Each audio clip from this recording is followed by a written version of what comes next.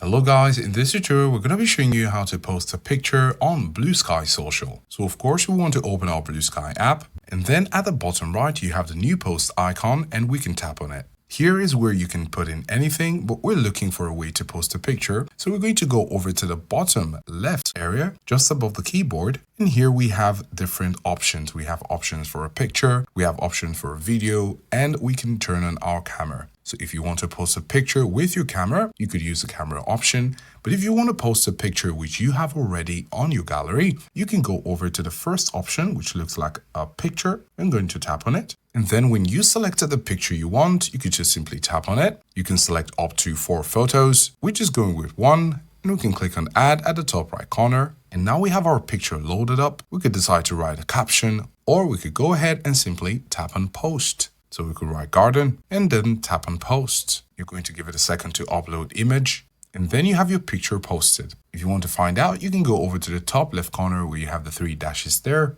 and then tap on your profile. And now you have your picture on Bluesky social. So this is how to post a picture on Bluesky social.